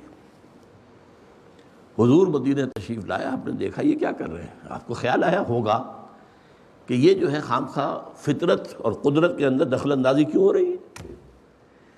Nature can take care of it self. یہ خواب آپ نے انسانی کوشش سے, صرف آپ نے یہ کہا تم یہ نہ کرو تو کیا ہے, منع نہیں کیا, نہ کرو تو کیا ہے. صحابہ کے لیے تو یہ کہہ دینا بہت بڑی بات. نہیں کیا, فصل کم ہو گئی. اب ڈرتے ڈرتے آئے حضور, آپ نے یہ فرمایا تھا, ہم نے تعبیر اسے کہتے ہیں, تعبیر عین سے نہیں, تعبیر, تے اور پھر الف کے اوپر حمزہ لگا ہوا, تعبیر. تو ہم نے نہیں کی, اس دفعہ فصل کم ہو گئی. ایک جملہ, انتم عالم بامور دنیاکم. یہ جو امور دنیا کے علوم ہیں, ان کا علم تمہیں زیادہ حاصل ہے, میں یہ پڑھانے نہیں آیا ہوں. جو تمہارا علم ہے, جو تمہارا تجرباتی علم ہے, استعمال کرو. میں انہیں اس سے منع کرنے نہیں آیا. یہ بڑی اہم حدیث ہے جس کی طرف بہت کم توجہ ہوئی ہے, بہت اہم حدیث. انتم عالم بامور دنیاکم. لہذا حضور نے اپنی حیات طیبہ میں صرف ایک کام کیا, تعلیم قرآن کی حدیث لکھنے سے منع کیا ہے. مبادا قرآن اور حدیث کے اندر گڑبڑ ہو جائے معاملہ. قرآن کے ذریعے سے ایمان, تفقہ. یہ کام کیا اور اس کے نتیجے میں جہاد جہاد جہاد جہاد، یہ کام کیا۔ کوئی سائنس نہیں پڑھائی، کوئی فزکس نہیں پڑھائی، کوئی جیولوجی نہیں پڑھائی، کوئی باٹنی، کوئی زوالوجی، کوئی کاسمولوجی، کوئی ایسٹرونومی، کچھ۔ ہاں البتہ جب اسلام کے ذریعے سے ایمان کی روشنی پھیل گئی، ماحول منور ہو گیا، اب مسلمانوں نے پہلا علم جو ہے اس پر بھی توجہ کی، سائنس کے میدانوں میں بڑے بڑے کام کیے، کارہائے نمایاں کی، ان کے اوپر باقاعدہ کتابیں لکھی جاتی ہیں۔ لیکن یہ اس کے بعد، اس ترتیب کو ذہن میں رکھیے۔ صورتحال آج کیا ہے، کہاں کھڑے ہیں ہم؟ ایک طرف اکتسابی علم جو ہے، علم بالحواس اور علم بالعقل، ان کی بلندی آسمان کو چھو رہی ہے۔ اقبال نے کسی خاص کیفیت میں شعر کہا ہے، یہ عروج آدم خاکی سے انجم سہ میں جاتے ہیں کہ یہ ٹوٹا ہوا تارا میں کامل نہ بن جائے۔ کہاں تک پہنچے گا یہ انسان؟ یہ انسان ہدایت کے بغیر ہوگا، یہی دجال ہوگا۔ Forces of the nature per control, وہی دجال ہے۔ اس کی صفات آپ نے پڑھی احادیث کے اندر۔ آج ہم یہاں کھڑے ہیں کہ اکتسابی علم اپنے پورے عروج پر ہے، لیکن ایمان اور یقین ایک بجھتا ہوا چراغ ہے، بلکہ بجھا ہوا ہے۔ اس سچویشن کو پہچاننا ضروری ہے۔ ہمارے سامنے ہے کیا، مسئلہ کیا ہے؟ ان دو چیزوں کے نتیجہ میں نکالتا ہوں۔ العود علی البد، جہاں سے آغاز ہوا تھا وہیں لوٹو، دوبارہ قرآن کو تھامو، قرآن کی روشنی جو ہے اسے دلوں کو منور کرو، جو حضور نے کیا صلی اللہ علیہ وسلم۔ اس لیے کہ جیسا کہ اقبال نے کہا کہ دنیا کو ہے پھر مارکہ روح و بدن پیش، اب آخری مارکہ روح و بدن ہونے والا ہے، میٹر اینڈ اسپرٹ، روح انسانی اور یہ مادی قوت، ان کا مقابلہ ہونے والا۔ دنیا کو ہے پھر مارکہ روح و بدن پیش، تہذیب نے پھر اپنے درندوں کو ابھارت، عجیب الفاظ استعمال کیے ہیں، تہذیب اور درندہ، ان دونوں الفاظ کو جمع کریں تو آج کا امریکہ ہے۔ ہماری تہذیب، ہماری تہذیب، ہماری تہذیب، جیسے فرعون نے کہا تھا وَيَذْهَبَا بِطَرِيقَتِكُمُ الْمُثْلَىٰ، یہ آج جو موسیٰ اور ہارون آ گئے ہیں، یہ تمہاری مثالی تہذیب کو ختم کرنے کے اندر پہ، مثالی تہذیب، جو لفظ فرعون نے استعمال کیے تھے آج وہی بش استعمال کر، ہماری تہذیب، our way of life، اس کو برباد کرنے کے لیے فنڈامنٹلسٹ جو ہیں اس کو ختم کرنے پر تلے ہوئے ہیں۔ دنیا کو ہے پھر مار کے روح و بدن پیش، تہذیب نے پھر اپنے درندوں کو ابھارا، اللہ کو پامردی مومن پہ بھروسہ، ابلیس کو یورپ کی مشینوں کا سہارا، یورپ کی مشینوں کا سہارا۔ واقعہ یہ ہے ویسٹ کھڑا ہے اپنی ٹیکنالوجی کے بل پر، تہذیب ختم ہو چکی، برباد ہو چکی۔ جس عظیم مملکت کا صدر یہ کہے کہ عنقریب ہماری قوم کی اکثریت حرام زادوں پر مشتمل ہوگی، تہذیب کے تو ختم ہو چکا، سنڈاس بن چکا، تہذیب کہاں ہے؟ خاندان کا ادارہ ختم ہو چکا۔ We are living together, we are not married, that's all. بچہ بچے ذرا بھی ہو گئے، جاؤ اپنے پاؤں پر، we don't owe anything to you, be on your own feet. کہاں تہذیب؟ پھر بڑھاپے میں سسکتے ہیں اپنی اولاد کی شکل دیکھنے کو، کون دکھاتا ہے شکل اپنی؟ جب تم نے گھر سے نکال دیا تھا، باغ بہشت سے مجھے حکم سفر دیا تھا، کیوں؟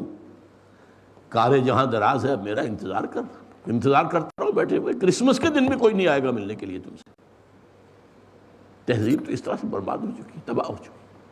ہاں ٹیکنالوجی کے بل پر کھڑا، لیکن کچھ تھوڑی سی یہ تازہ ترین جو صورتحال پیش آئی ہے لبنان کے اندر، ہلکی سی بات سامنے آ رہی ہے کہ یہ ٹیکنالوجی بھی فیل ہو سکتی ہے، یا تو یہ ٹیکنالوجی اس طرح استعمال ہو کہ بم جو ہیں کارپیٹ بمبنگ ہو جائے، کلسٹر بمبنگ کی، اور لبنان سے ایک ایک انسان ختم کر دیا جائے، تب تو ٹھیک ہے، حزب اللہ بھی ختم ہو جائے گی۔ لیکن ایسے تو بڑا مشکل ہے، آخر دنیا میں اور دوسری قوتیں بھی ہیں، وہ بھی تو دیکھ رہی ہیں کہ کیا ہو رہا ہے۔ آخر ویپنز آف ماس ڈسٹرکشن کا تذکرہ ہر جگہ ہوتا ہے، ریسٹرکشنز ہیں، ورنہ واقعہ یہ ہے کہ اسرائیل کے پاس اتنے ایٹم بم ہیں کہ ایک دن میں 10 ایٹم بم بنائے تو لبنان کا تہس نہس ہو کر رہ جائے، ختم ہو جائے، حزب اللہ کا ایک نفس نہ بچے، اتنے ایٹم بم ہیں، اور کوئی عجب نہیں، تنگ آمد بجنگ آمد۔ مجھے تو اندیشہ یہ ہے جو کچھ ہوا ہے کہ اس کا نتیجہ یہ نکلے گا کہ شاید اسرائیل کو جو تھوڑا بہت کچھ امن رائے عامہ کا کوئی خیال ہے دنیا کا، وہ سب کو توڑ تاڑ کے، توبہ کو توڑ تاڑ کے تھرا کے پی گیا۔ وہ جو جگر نے کہا تھا یہ سب توڑ تاڑ کے دفع کرو، جو ہونا ہو جائے گا، we have to finish with them. ہو سکتا ہے کہ وہ اسی جوش میں آ کر، وہ کتنا وقت لگے گا، کوئی تھوڑا سا ہی جو چاہیے نا مواد، مسجد اقصیٰ بھی گر جائے گی اور قوت الصخرہ بھی گر جائے گا، اور ایک طوفان کے مانند جو ہے اٹھیں گے عرب نوجوان، اور پھر جو کچھ ہوگا میں اس کا اس وقت ذکر نہیں کرنا چاہتا۔ بہرحال اس وقت کا ہمارا مارکہ روح و بدن جو ہے، اس کے لیے اب ہمیں جو اصل ایمفیسس دینا ہے وہ قرآن پر دینا ہے۔ اس میں ہمارے 2 لیولز ہیں، ایک لیول ہے عمومی، عوامی درس قرآن۔ میں حیران ہوا 1920 میں یہ لفظ استعمال کیا تھا 14ویں صدی کے مجدد اعظم شیخ الہند مولانا محمود حسن دیوبندی نے، جب رہائی پا کر آئے ہیں مالٹا سے، تو دارالعلوم دیوبند میں 500 علماء کا ایک اجتماع ہوا، اور بڑے بڑے سب، مولانا تھانوی اور مولانا شبیر احمد عثمانی اور مولانا حسین احمد مدنی، سب کے سب لوگ وہاں۔ کہا شیخ الہند نے، ہم نے تو اپنی اسیری کے دوران 2 سبق حاصل کیے، اس میں موجود تھے مفتی شفیع صاحب نے یہ لکھا ہے، واقعہ لکھا ہے، وعدت امت نامی ان کی کتاب ہے، ان کے بیٹے پوتوں کی دکان ہے ادارہ اسلامیات، وہاں سے آپ کو یہ مل جائے گی، چھوٹی سی کتاب ہے۔ وہ لکھتے ہیں کہ ہم حیران رہ گئے کہ یہ استاذ العلماء، شیخ الشیوخ، عمر کے اس حصے میں آ کر ان 70s کوئی نئے سبق سیکھ کے آیا، کون سا سبق؟ تو سب گوش بر آواز ہو گئے۔ تو فرمایا ہماری سمجھ میں یہ آیا ہے کہ ہمارے زوال کے 2 اسباب ہیں، ایک ہمارا قرآن کو ترک کر دینا۔ نوٹ کیجیے الفاظ، کیا علماء نے قرآن کو ترک کیا ہے؟ کیا لاکھوں کی تعداد میں حفاظ نہیں ہیں؟ کیا رمضان مبارک میں مسجد تلاش کرنا حفاظ کے لیے مشکل نہیں ہو جاتا؟ لیکن فہم قرآن کہاں ہے؟ تفقہ قرآن کا کہاں ہے؟ تعویل قرآن کہاں ہے؟ عہد حاضر کے قرآن کی رہنمائی کہاں ہے؟ تو کہا ایک ہمارا قرآن کو ترک کر دینا، اور دوسرے آپس کے اختلافات اور خانہ جنگی۔ لہذا میں تو فیصلہ کر کے آیا ہوں کہ زندگی کے جتنے دن بھی بقایا ہے 2 ہی کام کروں گا۔ ایک تو یہ کہ گلی گلی ناظرہ قرآن پڑھانے کے مکتب کھول دیے جائیں، اور عوامی درس قرآن کے ذریعے سے لوگوں کو قرآن مجید کے علم اور ہدایت سے روشناس کرایا جائے، اور دوسرے آپس کے اختلافات کو نہ بھڑکایا جائے۔ مفتی شفیع صاحب کہتے ہیں کہ حضرت نے جو 2 باتیں کہیں حقیقت میں وہ ایک ہی تھی۔ ہمارے آپس کے اختلافات کی شدت بھی قرآن کو ترک کرنے کی وجہ سے۔ اللہ کی رسی کو چھوڑ دیا تو کیسے جمع رہو گے؟ واعتصموا بحبل اللہ جمیعا۔ اور وہاں جو لفظ استعمال کیا تھا اس کے لیے میں نے عوامی درس قرآن، عوامی ٹرین تو چلی تھی پاکستان بننے کے بعد، عوامی درس قرآن کا لفظ تو کبھی نہیں سنا۔ ہاں، اس کی عملی تفسیر کرنے کی اللہ تعالیٰ نے اپنے اس حقیر بندے کو توفیق دی۔ 500 700 افراد اتوار کی صبح کو جمع ہوتے رہے، قرآن، درس قرآن، کوئی فرقہ واریت نہیں، کوئی سیاست نہیں، دونوں چیزوں میں سے، نہ مذہبی فرقہ واریت نہ سیاست، سرکار۔ تو ایک تو ہے ہمارا یہ عوامی سطح، عوامی درس قرآن ہے، جس کا کلائمیکس میں پچھلی مرتبہ بیان کر چکا ہوں، دور ترجمہ قرآن رمضان مبارک، شہر رمضان الذی انزل فیہ القرآن۔ نمبر 2، اسی کے ساتھ پھر کتابوں کی اشاعت، قرآن کی حکمت، قرآن کا فلسفہ، قرآن مجید کی ہدایت، اس پہ ایک موضوع پر کتابیں، کتابچے، جرائد، ایک تو یہ حصہ۔ دوسرا حصہ ہے باضابطہ تعلیم اور تدریس۔ اس تعلیم و تدریس میں ایک مرحلہ تو ہے یہ قرآن مجید کی بنیاد پر قائم ہونے والا کالج اور آڈیٹوریم، قرآن کالج۔ بدقسمتی سے اس معاملے میں چونکہ ہمیں رسپانس نہیں ملی، ہمارے پیش نظر جو کام تھا وہ نہیں ہوا، ہمارے پاس بھی آنے والے لوگ وہی نکلے جو کامرس پڑھنا چاہتے ہیں، جو کوئی آئی سی ایس، یہ جس کا کوئی تعلق علم سے نہیں، قطعاً نہیں، سرے سے نہیں، ملازمت کرنے کی ضرورت ایک آپ کو ذریعہ بن جائے گا، اللہ سرمایہ داروں کی چاکری کریں گے اور کیا کریں گے، بہت اونچے اٹھیں گے، ملٹی نیشنلز کی چاکری ہو جائے گی، لوکلز کی نہیں ہوگی، ملٹی نیشنلز کی ہو جائے گی بہت۔ تو افسوس یہ ہے کہ ہم اس میں پیش رفت نہیں کر سکے۔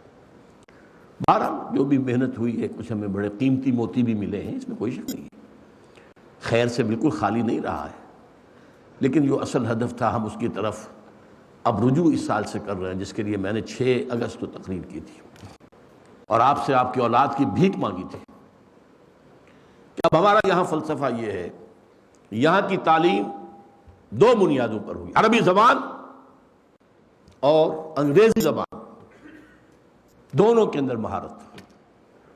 عربی زبان کے ذریعے سے قرآن قرآن قرآن اور اس کے تابع صرف حدیث اور فقہ، یا جو اور چیزیں اسلامیات میں شامل کر دی گئی ہیں، اور دوسری طرف انگریزی کے ذریعے سے ایک تو یہ کہ اللہ توفیق دے دے کہ آج کی دنیا چونکہ انگریزی، اور ہمارا ملک کے اندر بھی طبقہ وہ جو ہے جو انگریزی ہی میں بات کرنا پسند کرتا ہے، ان تک بھی قرآن کی دعوت پہنچانے کا صحیح بندوبست ہو جائے، اچھی انگریزی، عمدہ انگریزی، پختہ انگریزی، اور یہ کہ سیاسیات اور اقتصادیات کا، یہ جو عمرانیات کے اہم ترین شعبے ہیں، ان کا ایک گہرا فہم حاصل ہو، یہ ہے ہمارا مقصد۔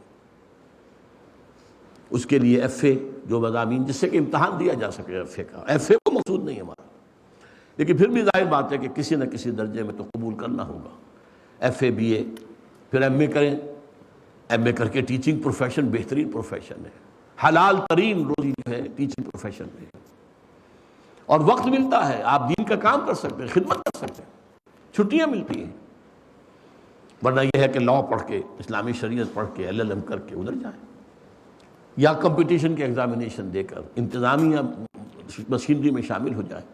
اب ظاہر بات ہے کہ ایک ایسا شخص جو عربی پر کمان رکھتا ہو، وہ اگر کہیں پر ڈی سی ہوگا تو وہاں جمعہ کا خطبہ بھی دے گا، وہ اس کی ایک حیثیت ہوگی۔ بہرحال یہ تو ہے جو قرآن کالج کا معاملہ ہے، اس کے داخلے اب شروع ہو چکے ہیں۔ میں پھر آپ کو توجہ دلا رہا ہوں، سوچئے خدا کے لیے، اپنی اولاد کے مستقبل کے لیے سوچئے، کدھر لے جا رہے ہیں آپ کو، کدھر جا رہے ہیں، وہ کیا حاصل کر رہے ہیں، اور آپ لاکھوں روپے خرچ کر رہے ہیں ان کی فیسوں کے اوپر۔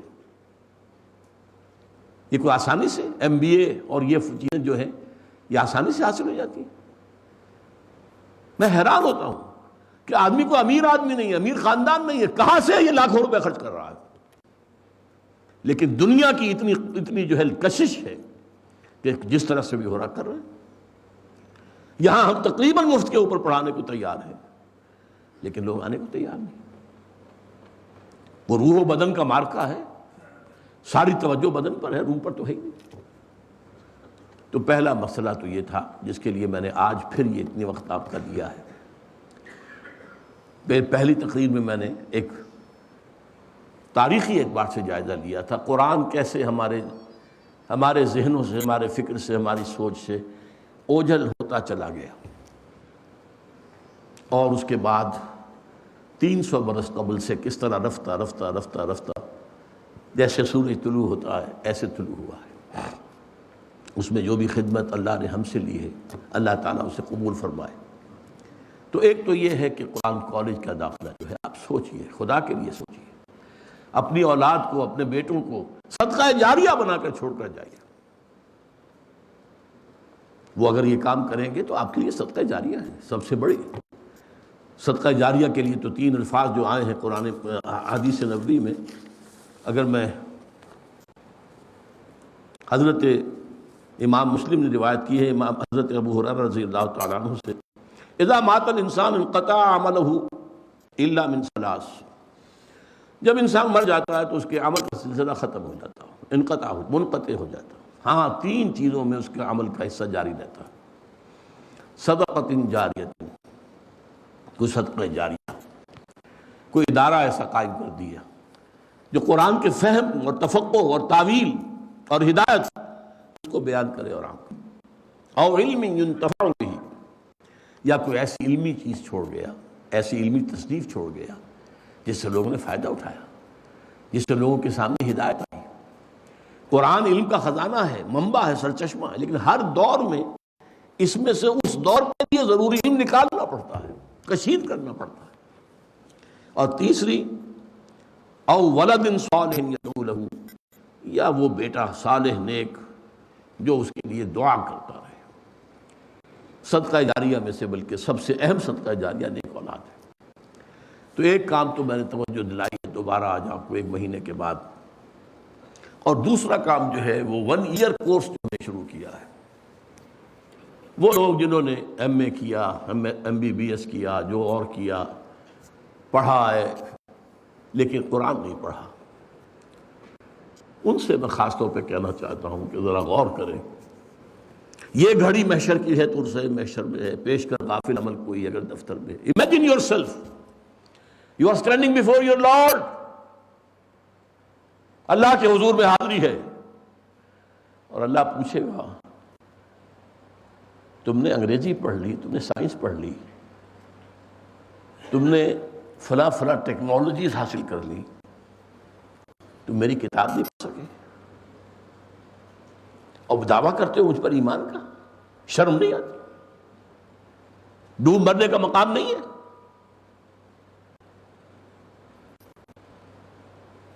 سوچئے،